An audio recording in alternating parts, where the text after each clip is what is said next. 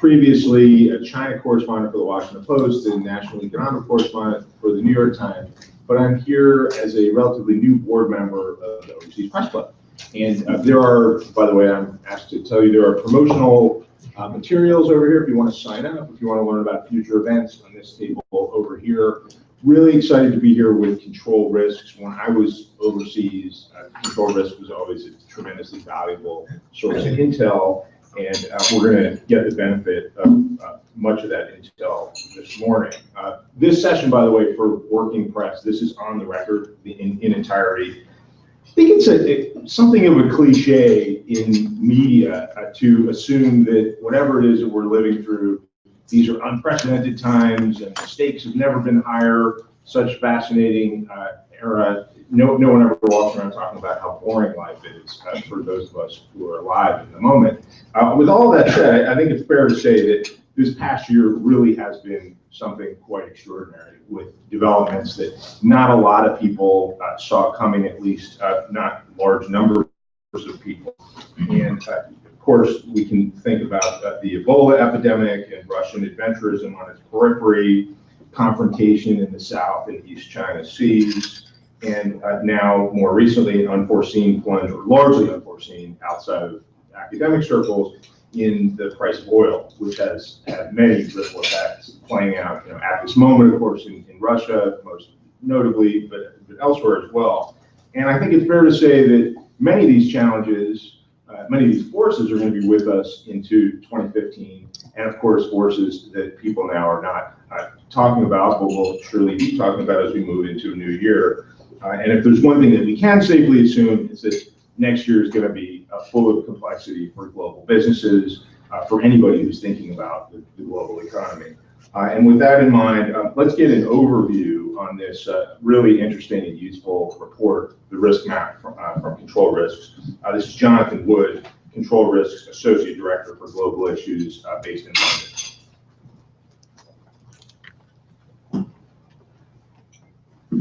Thank you, Peter. Good morning, everyone. I just wanted to spend the next 10 minutes or so to talk about some of the key findings and conclusions that we reached in our report this year. RiskMap is it's both an analytical report and it's also a map of political and security risks.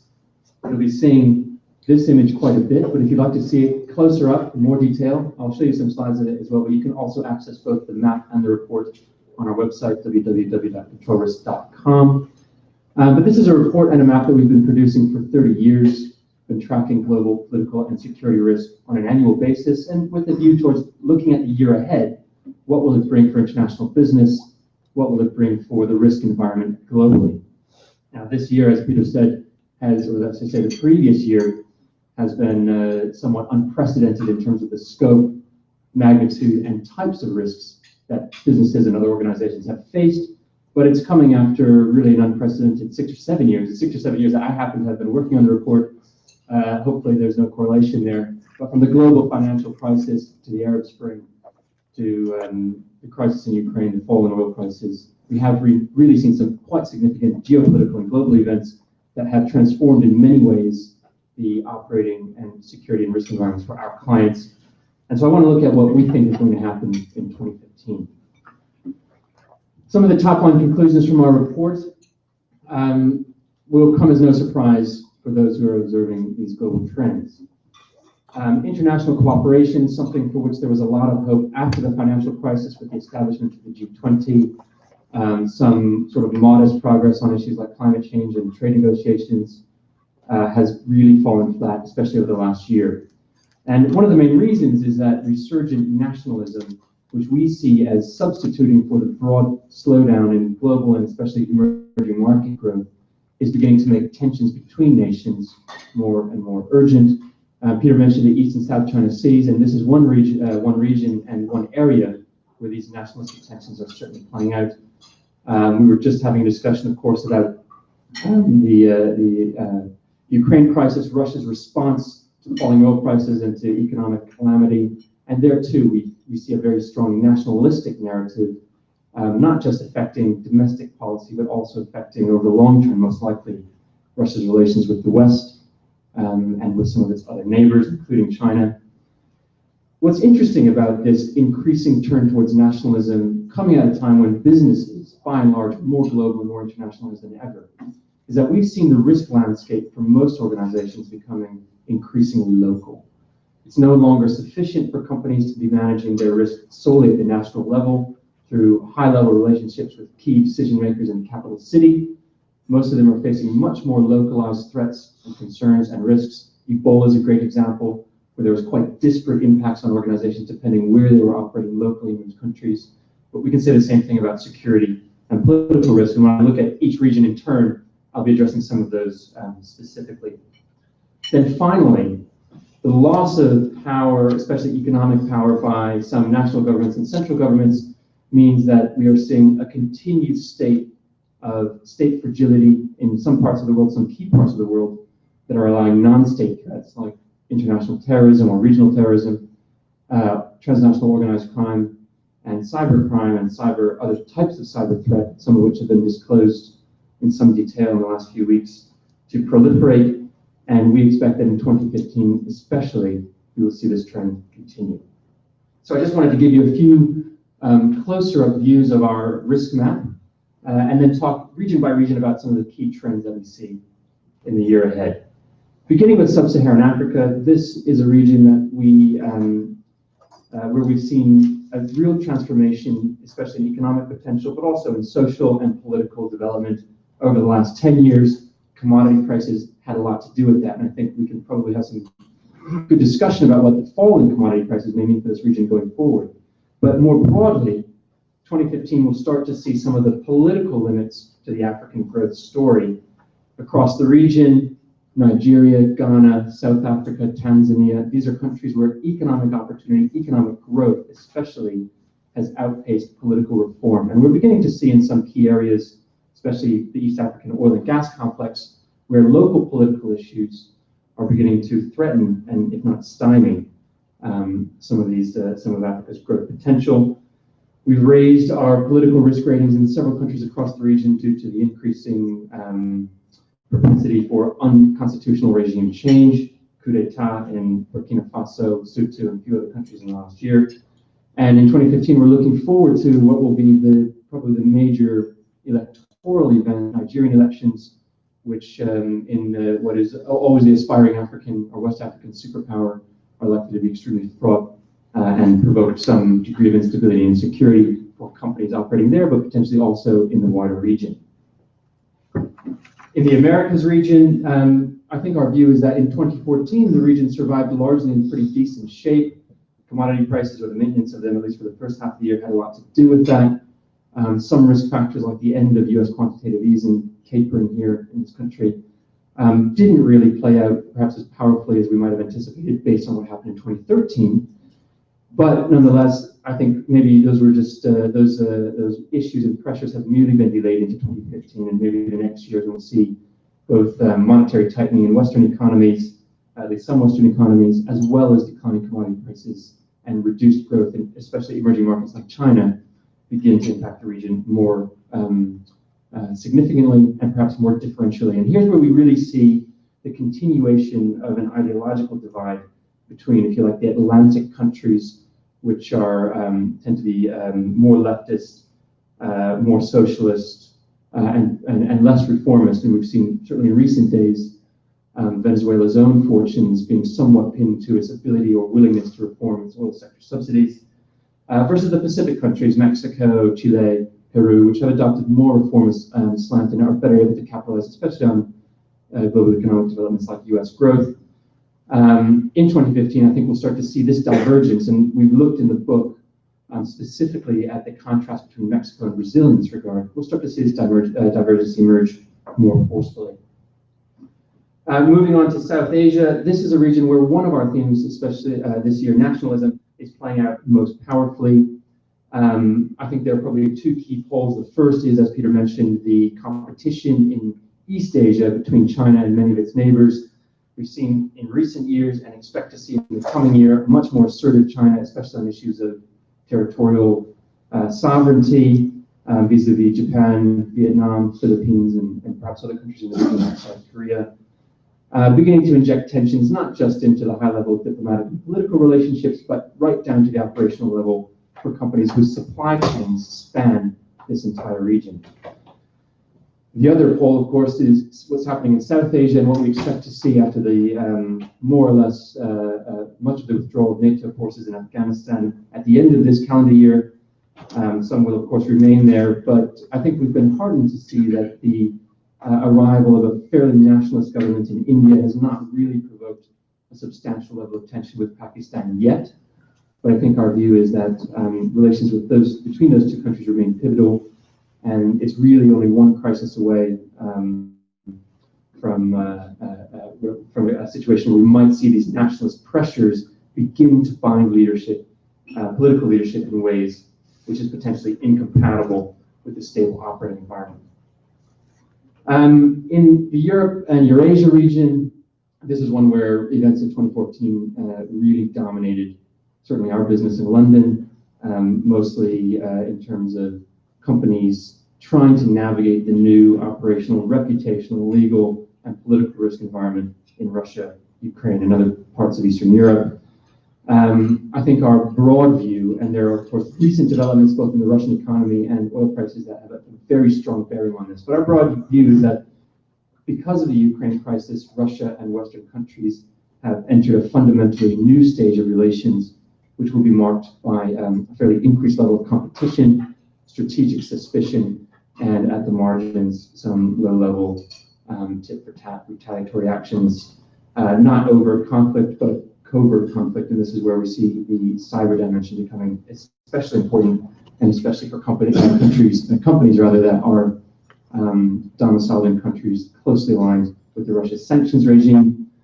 We also look in this year's RiskMap at how the general peripheral environment, security and political, has changed for Europe over the last 5 years, from the Arab Spring to the Syrian civil war to the conflict with Russia, and now emerged into incipient competition in the high North Arctic region.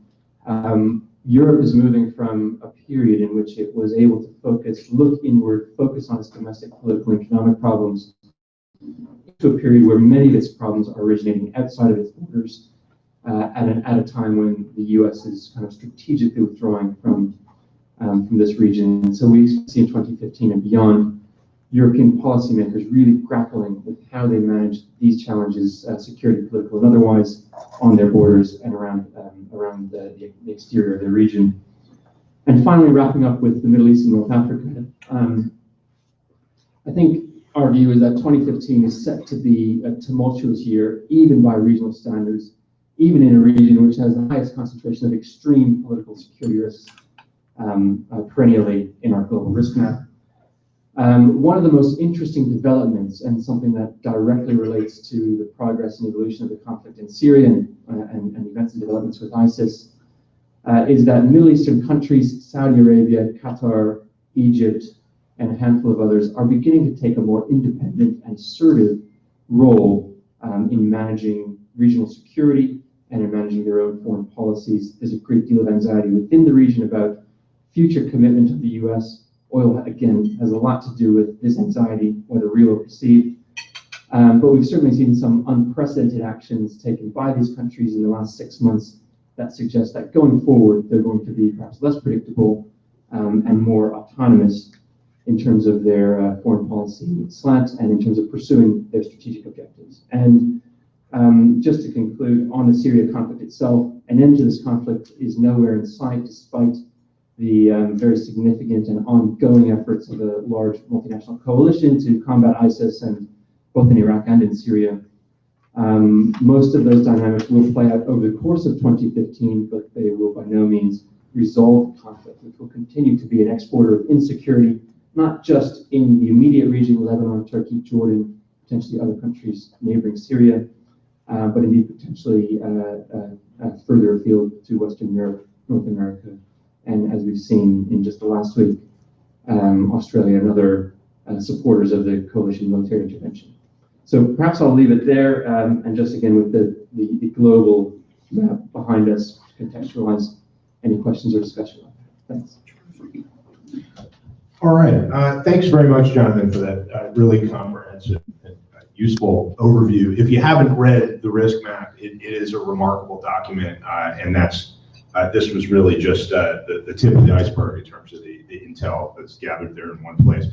We could take the discussion in a lot of different directions, but let's focus on energy in particular for the balance of the time and the consequences of, for now, lower priced oil, though we don't know in any commodity market that's widely traded which way the price is going to go. We can assume that whatever's going to happen in energy markets, there will be all sorts of ripple effects and consequences and potential shocks and potential winners in parts of the globe. Luckily, we have a lot of quality intel here at the table to help us sort this out. At the far end of the table, Michael A. Levy is the David F. Rubenstein Senior Fellow for Energy and the Environment at the Council on Foreign Relations. He's also director of the Maurice R. Greenberg Center for Geoeconomics Studies and director of CFR's program on energy security and climate change. And he is the author of The Power Surge, Energy Opportunity in the Battle for America's Future, which explores the evolution of the American energy landscape, one defined by surging oil and gas production, thriving renewable energy industry, and falling oil consumption, while illuminating the implications for the economy, national security, and the environment. There are copies of this book, and they are free copies on that table over there. And I think Michael has graciously agreed to stick around and sign copies for those who are interested once we're done with the conversation. Next to Michael Moran, two Michaels, Managing Director of Global Risk Analysis at Control Risks, based here in New York. He concentrates on macro risk in U.S. energy, foreign policy, and global economic matters.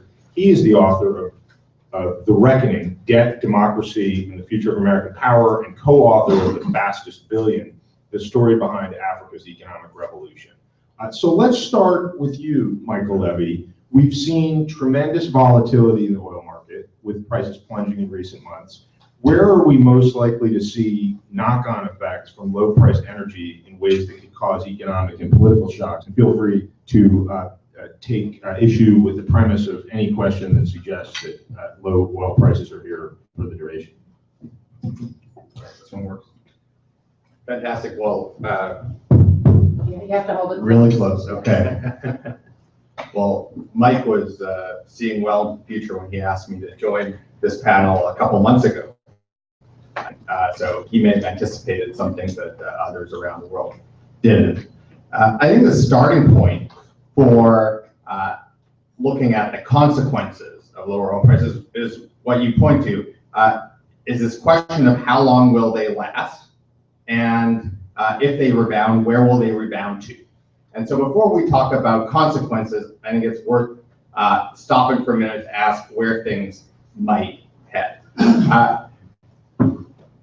You've seen prices plunge almost in half over the last 5 months. And the underlying question you need to reflect on is this cyclical, is this volatility, or is this structural? And there's no question that a substantial part of it is cyclical, is volatility. And this shouldn't come as a shock. I think a lot of people woke up after the OPEC Thanksgiving Day meeting and said, we're in this new world of oil price volatility where OPEC and Saudi Arabia don't stabilize markets. That shouldn't have been that much of a surprise. In 2008, when oil prices plunged, Saudi Arabia and OPEC didn't step in until they had gotten considerably lower than where they were on Thanksgiving. And they didn't step in a forceful way until they were considerably lower than where they are today. I was struck, I was speaking yesterday with a very astute and careful oil market analyst who pays attention to these things. And I made something like this point, and he said, but Michael, Saudi Arabia and OPEC didn't do anything until the price was $40. So actually, they made a big announcement when the price was $60. It just had no impact. And so perhaps they've learned some lessons. If you're not going to have an effect, better not announce that you are. That weakens your credibility and lessens your political influence. So even more than just by looking at recent events, if we look at the last 10 years of history, we should expect that there isn't going to be a lot of action from the Middle East, from OPEC, from Saudi Arabia in stabilizing prices. That means rapid changes. And that means even if prices rebound, they don't go back and rebound and sit there whatever price they sit at for the next 3 years, like they did for the 3 years leading into June. And volatility is the normal state of affairs. Stability was an abnormal condition. I think that's important. Remember, this is not a what happens over the next year. This is how does the world adapt to this kind of volatility. The second question is how much of this is structural, and the honest answer is going to be people really don't. We're going to see shale tested, but the reality is that even if we identify a breaking point for shale oil, for tight oil over the next year, when it takes for a significant slowdown, that break point won't be the same as what it is in 2 years or in 5 years, because technology will evolve, people will move to different areas. And so this idea that we're going to discover what the break point is and then everyone can sort of trade around that and plan around that, I think again is a fallacy. What we may be able to think about more confidently is some of the traditional projects, deep water drill in the Gulf of Mexico, Brazil, West Africa, and oil sands in Canada, where you might see a more a clearer line between where things are profitable and where they aren't, and also, frankly, where there's a longer track record, so you don't have this rapid technological progress that confounds all this. So that's a little bit on where things might go. I think one last thing on where prices might go, because it underlies everything else. The people who missed even a significant possibility of a drop, I think missed it mostly because they weren't paying careful enough attention and thinking thoroughly enough about the political side of oil production. So they had sophisticated models of US production, they looked at decline rates, they looked at investment, they looked at rigs. They did all this complex stuff, and then they said, well, Saudi Arabia wants $100 barrel oil, so oil will be $100 a barrel. It's not nearly a sophisticated analysis. And so one thing to think about going forward is where are we not thinking carefully enough or creatively enough on the production side. Also, one thing out there, I have no idea how Vladimir Putin makes decisions, but if I were one of his advisors, I would be saying, well, if you cut your oil exports by 1.5 million barrels a day, you might be able to prop up oil prices and halt the supply of your currency. Okay? There are other things that work there, and you might worry it doesn't have an effect, but those are the kinds of things, questions I would imagine are being asked. Okay, so that's sort of the underlying price thing. On the fallout, and they're the obvious losers, and I don't need to go on at length to explain why this is not good for Iran, or why this is not good for Russia. And I think we'll talk a bit more about that. That's pretty straightforward. The one theme I would put out there on sort of damages, there's been a lot of focus on what it takes to balance a budget. And everyone has wonderful charts where they take these IMF break-even numbers and they say, below $104.52, Iran will be broke, or some variation on that theme. And then you make wonderful charts showing how many countries are in the red. The reality is for a lot of these oil exporting countries, they have substantial reserves at this point. On top of it, the ones that don't have enormous reserves tend to have floating currencies. And so the currency gets hit. That means that their revenues are actually are stabilized in local currency terms, and they balance their budget. So Russia has larger ruble revenues from oil exports today than it did 6 months ago. So the budget is fine. It has a currency crisis. And I would look for that kind of dynamic elsewhere, not necessarily so extreme, but I think less focus on how countries balance their budgets and more on their financial relationship with the rest of the world is warranted. Last observation, even this is not all bad news, not by any stretch. And there's been a focus on this over the last several days. But on the economic front, there is obvious good news for the United States, for Europe, for Japan, for China, for all of these big oil importing countries. That's great for the global economy. For a lot of smaller countries, this is good news, even if it's not such a material contributor to the global economy.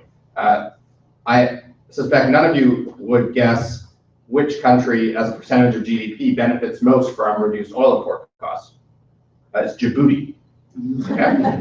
Who knew? But this is the sort of, this matters for large oil, for countries that spend a lot of their money on oil imports. And some of those countries are geopolitically important. So Egypt is going to face a reduced subsidy burden as a result of what's happening, and it was under financial stress. Jordan has phased out subsidies to a decent degree, but was making payments to people to compensate. It will be able to reduce those, again, reducing fiscal stress. Others, India, Indonesia, have taken the opportunity to reduce their own subsidies, again, reducing their own fiscal burdens, not just now, but into the future. And so these geopolitical silver linings matter. It's not just the geopolitical good news, not just the turmoil you're seeing in some parts of the world. Great, thanks for that. And Michael's cautions about the perils of forecasting the value of any commodity, and especially oil, well taken. That being said, using that as a jumping off point, Michael Moran, if we assume that low oil prices are here for some period of time, what are the shocks that you worry about most pointedly? Well, I want to pick up on something he said that I thought was very prescient, and in fact, that book was prescient. It influenced my view when I read it, I guess, last spring. So I highly recommend it. What we're seeing here is Saudi Arabia reacting to a variety of things, and I think there's been an overemphasis on the shale play. The new shale production in the United States certainly has increased the concern among the Saudis that their position as the world's swing producer, the one country with excess capacity who can influence the oil price fairly easily, is under threat. However, what it did as well is it created a situation where Saudi Arabia had more influence over global markets than it has in a very long time, because suddenly what Saudi Arabia does is being watched very carefully.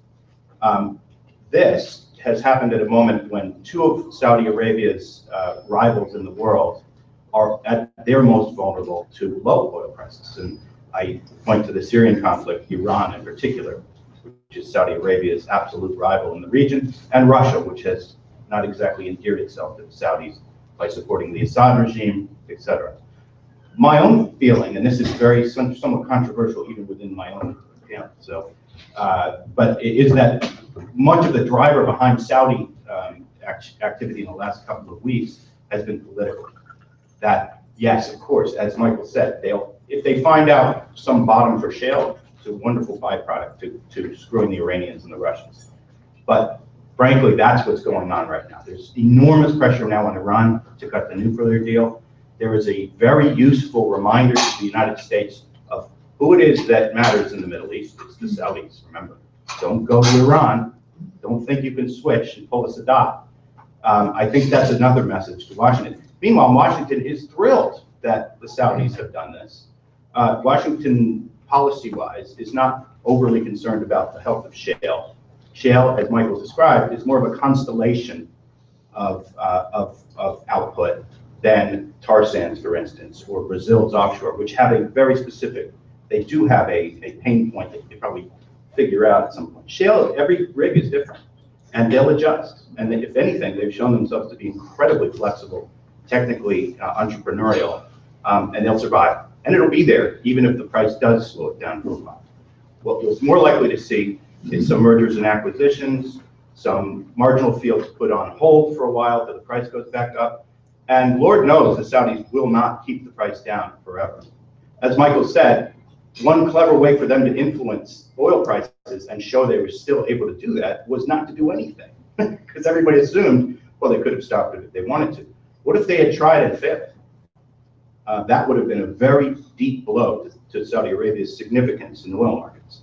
So by doing this, they've actually reinforced their position without having to risk it not working. So to get to your question, Peter, I'm very sorry. We've danced around that question twice now. So the risks I see are, going back to Jonathan's presentation, hyper-nationalism in countries that are under great stress now. In Iran, I don't think that's the issue. I think Iran, the incentives are very much for Iran to move toward an agreement with the P5+1 to get out from under sanctions and to add its own oil to the glut. So think about that, right? Meanwhile, for Russia, Russia has kind of set its course. It's a very big climb down for a government like Mr. Putin's to reverse course now to essentially say uncle. I don't know what the Russian word for uncle is, but he's not going to say it anytime soon. So I think we have real concern there that you've got a situation where there's a regime that feels cornered, and where at least the domestic incentives is to blame this on the West and to kind of pull up this ancient Russian feeling that they are being persecuted by the West, and particularly by the United States. So there's all sorts of mischief that could covertly flow from that. This situation also, obviously, the Venezuelans are in a very similar situation. It also, I think, makes it harder for Mexico and Brazil and some of the East Africa plays to kind of prime these pumps and get their new production rolling. Some of the already purchased tracts, for instance, the Libra fields last year, I wonder if CNOOC is wondering how much really how overpaid for that. I think there was some figure like 35,000 or 35 million per acre or something like that. Would the production at today's prices justify that? Probably not, especially given the technical challenges there. But again, the oil is there. I don't think the oil price will remain this low for a long time. I think it will remain this low until the Saudis have made their point. And importantly, until Chinese, European, and other emerging market growth rebounds. And I think another important thing to keep in mind is that what shale has added to global production can be removed immediately by China growing at 9%. It will suck supply right out again, and we'll be back to a situation where Saudi's marginal ability to go up and down in production will matter more again. And so I don't think this is a long term, but I do think, as Michael said, we're going to see a lot of gyration as governments attempt to adjust it. I'm glad that, Mike, you've added Europe to the list of emerging markets. Submerged. I don't know if that was on purpose. I think there's another key point to draw out there. There's a lot of talk about how much U.S. shale drilling would have to be pulled back in order for U.S. production growth to stop. That's not the right threshold to be wondering about because of what Mike says. Global demand is growing, and so even if you have a substantial slowing of U.S. production growth, that can still stabilize markets at higher prices. The other thing I'd emphasize is that and there's a lot of intentionality and strategy being imputed to OPEC and its members, and I'm sure some of that is true. But don't overestimate the degree to which they somehow know what's going on when the rest of the world doesn't. When I was writing this book, I went and sat down with the Secretary General of OPEC. And I asked him what he thought about the US tight oil boom. And he said, oh, this is good news for us. Okay, he's probably not saying that today. This is good news for us because you'll stop blaming us for all your problems. But that was based on a view that this would be relatively small. And this was 2 years ago. Okay? So, and he was not atypical. And when I went around the Gulf, I got similar views. So don't overestimate the degree to which they've got it all on their strings and know how they're pulling. Okay, great. I just want to come back to Russia for a minute before we throw it open to the floor for questions. If we assume that one way or another, Russia has a crisis, and that crisis for now is a currency crisis. It could turn into a different sort of crisis depending upon contagion levels. There are lots of factors at play. If we think just for a moment about the likelihood of more adventurism from Putin, does the weakness that is reflected by the low price of oil, is that a check on that adventurism? Does that make Putin reluctant to risk more sanctions? Or given that he's got, we read today, still an 80% approval rating, and nationalism seems to be the only card to play in terms of continuing to have high approval ratings, and there is this blame game in terms of the outside that seems to be playing well in Russia from a domestic political standpoint, does that argue for more adventurism and more confrontation? Anybody on the panel who wants to have a crack at that would be great.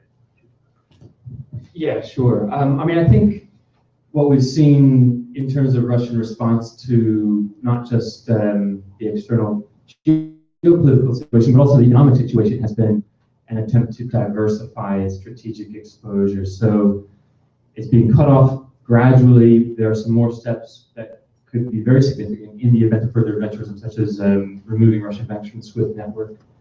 But it's been gradually cut off from the Russian financial system, and as a result, is trying to develop indigenous financial systems that circumvent and otherwise avoid Western sanctions. One of these now is to build a credit card relationship with Chinese credit issuers. Energy-wise, it's obviously has a huge strategic dependency on European demand, much of that flowing through Ukraine, which is problematic in its own right, especially with the onset of winter in that region and in Europe. But we've seen the announcement of very large energy supply arrangements, again, with China and potentially also with other parts of East Asia to offset or counterbalance that type of strategic vulnerability. And I suspect that over the long term, we'll see more of those types of efforts, which will give the Russian government some flexibility in terms of how it leverages domestic patriotism or high levels of domestic political support in vis-a-vis its relationship with Europe. So is there potential for more adventurism as a result of low oil prices? Do these increase the incentives to do so? They probably do, because I think one of the key points that we made this year's publication is that at times of slowing economic growth, when you have governments that are unable to adapt or respond quickly enough, then these types of patriotic or nationalistic levers that they can tweak tend to be quite useful. And we've certainly seen that in the case of Russia during the Ukraine crisis, and we might want to see more of that. But I'm interested in the opinions too. I'm not a Russia expert, so I want to be careful here. People I talk to who are tend to think that the balance of probability tilts toward Vladimir Putin being more accommodating, given the current situation. And while his approval rating may be relatively high right now, the typical Russian citizen doesn't look at interest rates and infer future economic conditions from it. So they don't see a 17.5% interest rate. There's going to be economic calamity in the next year. But that's not an unreasonable sequence of events to expect. And when you have those real economy consequences, the public, I suspect, will not be as thrilled with his leadership. One other point on sort of contagion. One of the ironies here, or sort of the surprises, is that because of the sanctions, you've had this withdrawal of interconnections between the global financial system and the Russian financial system. That actually reduces the risk for financial contagion considerably. So this is not 1998 in that you don't have the same level of interconnectedness. And in some sense, the oil price plunge might have created greater dangers resulting from Russian interconnections with the rest of the world had we not had the sanctions regime in place. Where I think where the sort of smart money is worrying about right now is not direct contagion from Russia, but the sort of coordinated impact of falling oil prices on a whole set of asset classes that are not supposed to be correlated with each other. High yield debt, certain currencies, emerging markets more generally as people get nervous and sort of sell indiscriminately. These are the kinds of things when one move in one market essentially coordinates a bunch of things that aren't supposed to be coordinated, that get people very worried and confused. Did you want to add anything? No, let's get a question. Okay, great. Questions? Please. Julie Gingle, UBS Financial. Can everybody hear, by the way? Okay. Could someone share one of these mind microphones. Thank you. Here.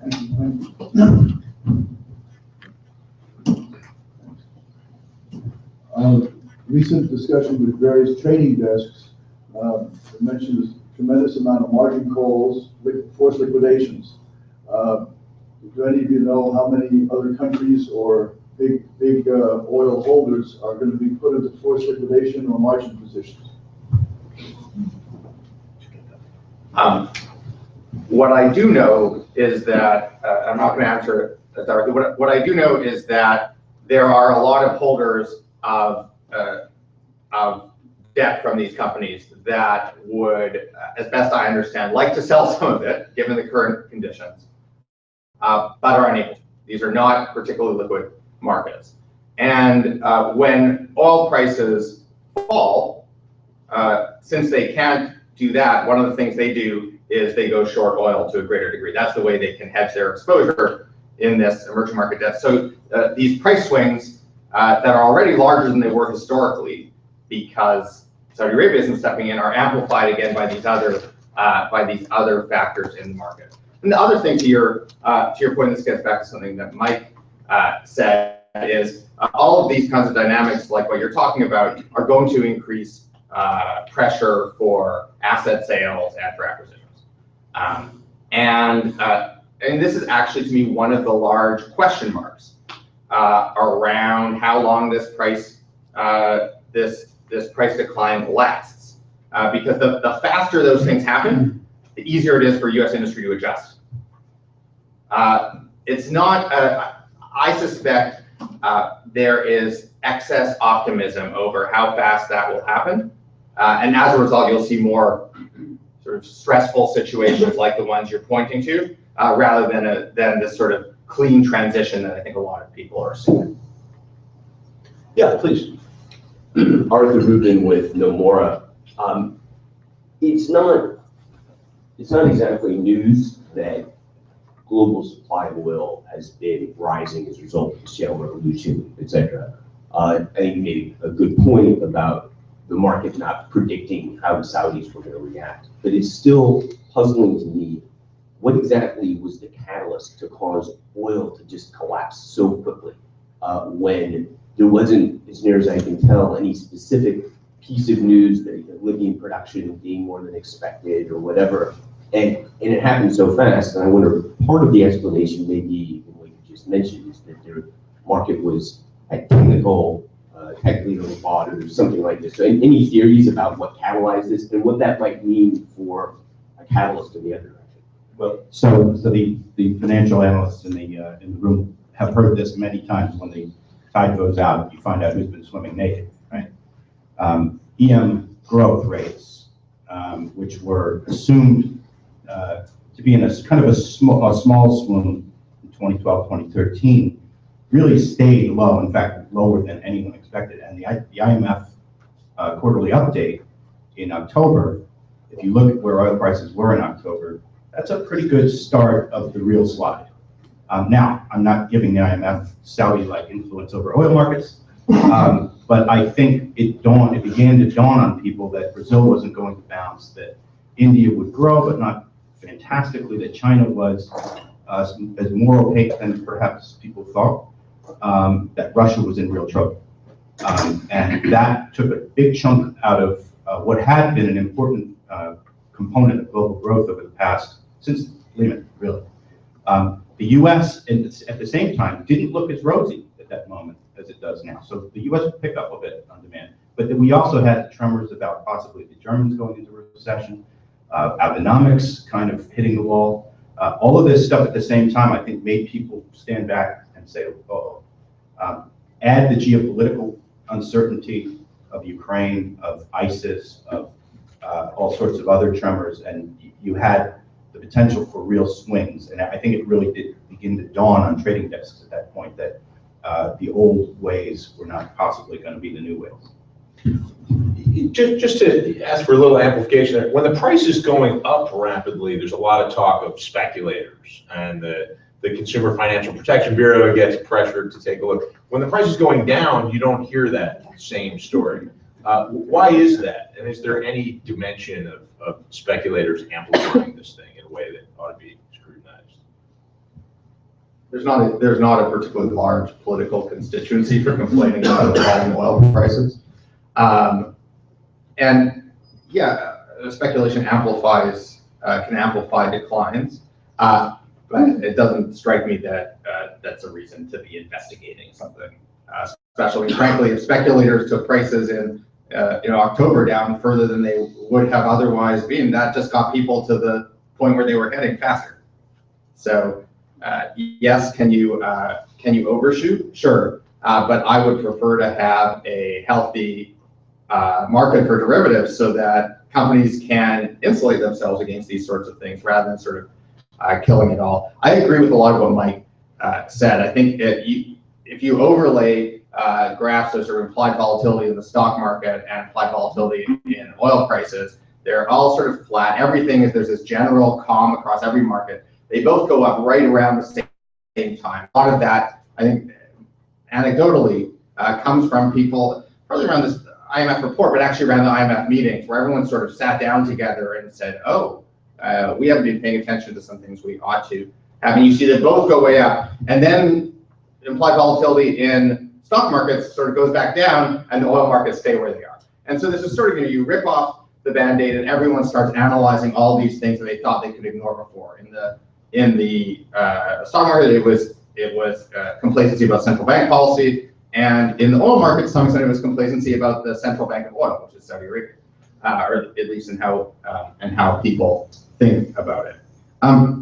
I do think there are people who will tell you, and this sounds right to me, that the initial slide this spring was also driven by surprising builds in oil inventories, which is typically a sign that prices are too high because they're driving more supply than demand can absorb. And when you have more oil being produced than people are consuming, you have to put it somewhere. And so that builds up inventories. And so that's kind of a sign to people. The one thing I'd emphasize in all of this is that the physical difference between production and consumption is not nearly as large as I think a casual observer would imagine, given the impact on prices.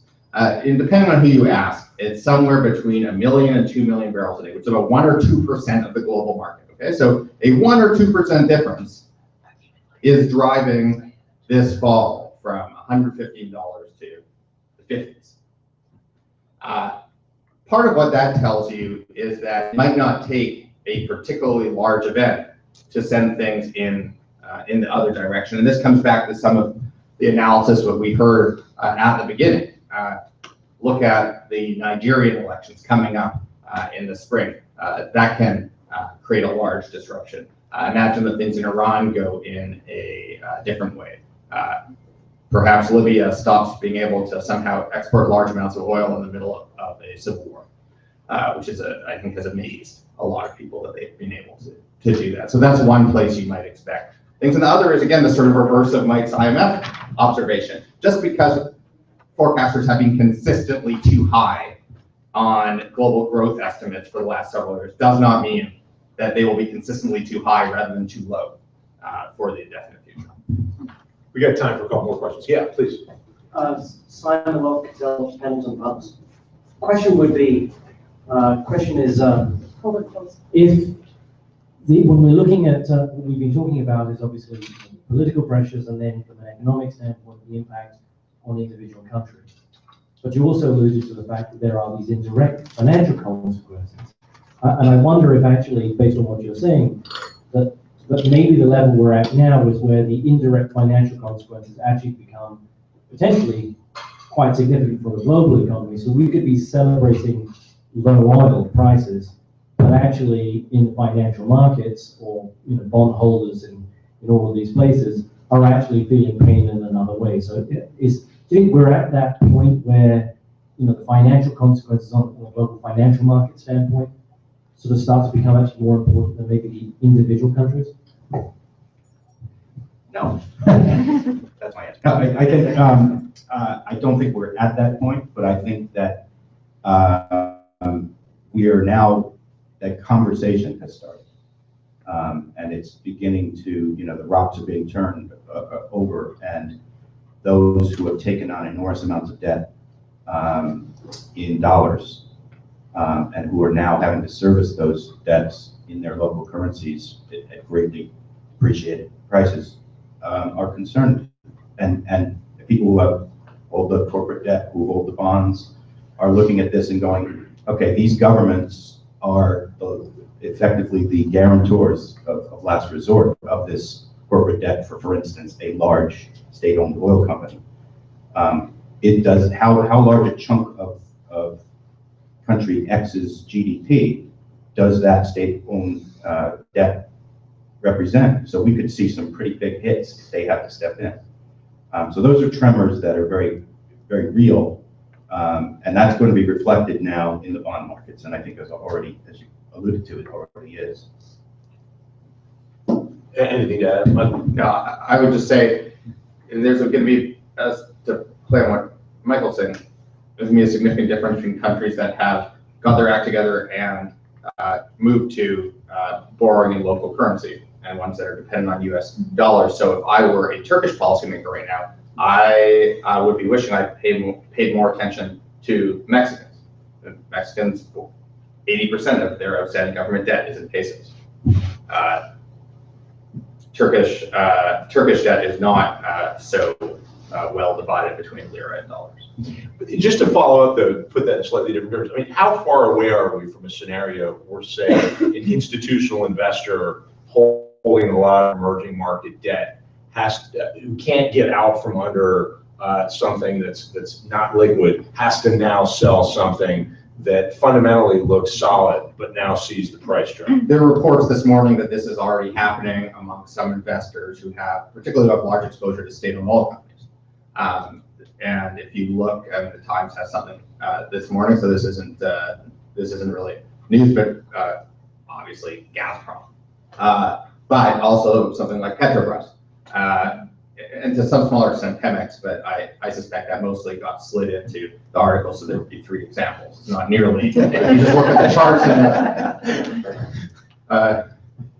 if you look at the charts in the article, and the impact of Pemex is much smaller than what you see in these other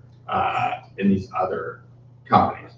So yeah, I mean, I imagine there can be some of this, but again, I'm not going to pretend to call whether or not there's going to be a broader financial impact, but people seem to be relatively calm about the systemic side of this. Are some people going to lose a bunch of money? Absolutely. That's life. And I think the concern more broadly is there going to be some kind of system-wide impact? And people seem to be relatively calm, but still concerned enough to be paying attention and working these things through, which is actually the best sort of state of affairs. Great. Question down here in the front. Yeah, please. Shane Farrell from Business Insider. I'm wondering what effect this has on Mexico and the economy. I know that it was like growing pretty well, but lately GDP estimates for 2015 have kind of slowly been going down. And I'm wondering if this sort of has the same effect as on the US, and it's going to sort of pick up. So a colleague of mine who is an authority on Mexico and I did a study that actually came out last week. There's a 2-page summary of it on people's tables, and the full thing is available online on the impact of falling oil prices on Mexico. We started this about a year or so ago and finished it up a lot more quickly than we planned when oil prices started to collapse. So there are 2 separate questions. One is about the real economy. And Mexico has seen headwinds for a variety of reasons, but it has diversified its economy enormously in the last 10 or 20 years. And so we don't see as large vulnerability to the overall economy. There are questions about future production growth, and I might pointed to those before, that will affect growth, but more broadly, you see, first, this is a small part of the economy, but second, Mexico's economy is driven in substantial part by trade with the United States, by trade with Asia, and all of this is going to pick up as a result of lower oil prices. So these other economies will be stronger, and therefore Mexico will have a larger export market. So this is the sort of real economy side of things. Then there's the government. Government is a different story. Government gets about 30% of its spending covered by money it takes from Pemex, from the national oil company, and that's not going to be substantially diversified until, let's say, the 2020s. And this is still, even as they do their reforms, it's going to take time. You see a lot of estimates out there, and there's a Moody's report recently that sort of says, not such a big problem, they're hedged, right? Mexico sells put options that hedge its exposure to oil prices. It did that relatively late in the year as prices were falling, so it's pretty well is pretty well protected, but those put options last for a year. And after that year, they're not there. And this gets back to this original discussion about how long does this last and how low does it go.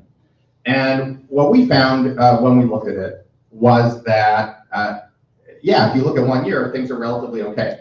If prices stay low for a sustained period, for a few years, Mexico faces much more difficult trade-offs. And in particular, it has to make a decision about how it handles debt. In principle, you can cover these shortfalls, particularly if you think they're temporary, by issuing additional debt. And Mexico has a relatively low debt burden, right? 40% of GDP or so. This is much lower than most other countries. But Mexico has also had a very careful adherence to almost balanced budgets. And while you can do a sort of basic analysis that says, well, you know, if you add a percentage point of GDP worth of debt to you know, a year to Mexico's debt, this isn't a big thing in the grand scheme of things. It may be that bond markets think that this is a fundamental difference, that sticking to your rules is one thing and violating them is something else, even if in the grand scheme of things the numbers seem small. And either that can turn out to be true, or the government can say we don't want to test that, in which case they have to make changes to revenue and spending. Revenue changes take time. A lot of spending is baked in, and so you end up having to focus on relatively small pieces where you have a large impact with your cuts. Put on top of this that the Mexican government is busy with some other things right now and has some other institutional problems, has public safety problems, and something that might seem relatively small if you look at it purely in economic terms can have broader consequences. I'll just add a couple of bright spots. Mexico has been spending increasingly a lot on its own domestic oil needs. So its domestic consumption has been rising very quickly, partly because of its manufacturing base, but also the middle class growth and the kind of boom in transportation in Mexico. That actually they'll get a break on that. So the other thing I'd say though is that it's hard to underestimate. It's very easy to underestimate how much of Mexico's economic fortunes are attached to the United States. I think it's still somewhere in the nature of 72 to 75% of it's a very large percentage of economic activity. And let's face it, the U.S. is looking as rosy as it's looked in quite a while. I think that's an interesting. There's also interesting incentives for the United States to make sure that things work out in Mexico, not only because of NAFTA, but because of the potential of a new kind of 90s level surge of immigration, which is not exactly what the U.S. political landscape needs right now. I think we can sneak in one fast question. Yes, please. Jen Alexander from Institutional Investor. Saudi Arabia has, in the last couple of years, been making a pretty extensive effort to diversify its economy away from oil, and this year, or in 2015, they're planning to open up their stock market to foreign investors, etc. I'm wondering about the extent to which lower oil prices might play into Saudi Arabia's, economic planning. I'll start. Okay. There was one of the reasons I think that there was some happiness about the shale play. There were some senior Saudi figures over the past year who have expressed optimism that shale oil production would force Saudi Arabia to get more serious about diversifying its economy. In essence, that this is an example of things that come out of nowhere that can upset what looked like a pretty good business model. I can't speak specifically to how well or how how deep the diversification's gone, but it's been a rhetorical goal for years now. I don't know that I own anything manufactured in Saudi Arabia, other than perhaps a lot of petroleum.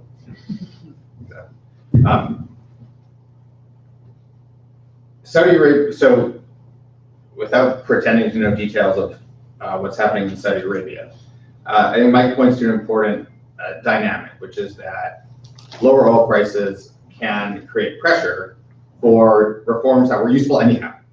but that leaders were unable to take for a variety of reasons. In some places, the pressure is so large and the resources are limited in a way that this is not an opportunity, this is something to be managed. Brazil is a great example of that.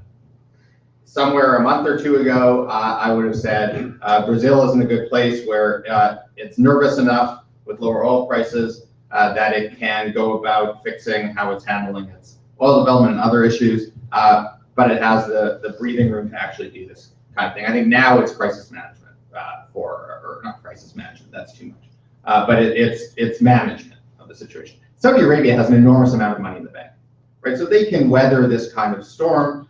They could sit with the current oil price for a long time, measured in many years, while still keeping their budget at its current level, based on what they have in the bank. And that means that they do have that flexibility to deal with current circumstances. Whether they will, this is one of those ones that one ought to ask a Saudi Arabia expert rather than an energy expert.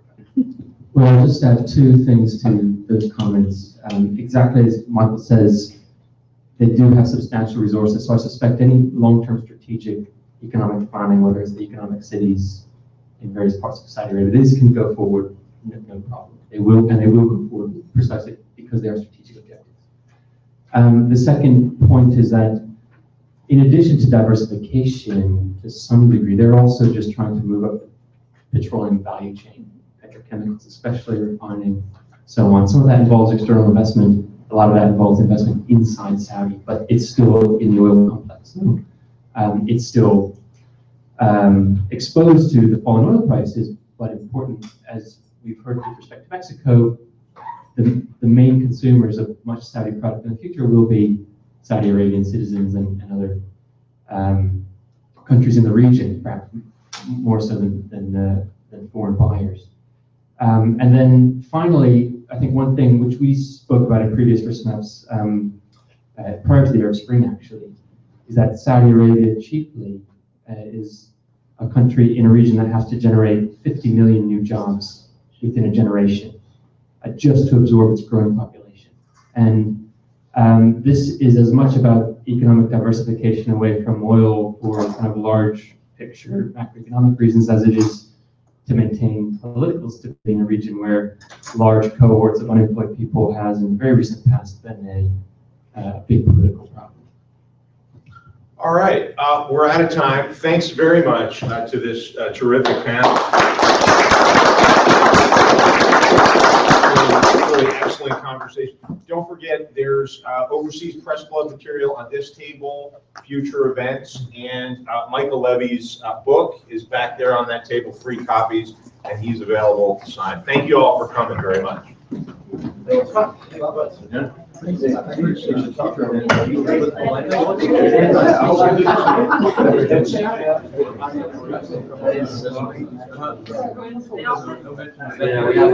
We're meeting. That's how they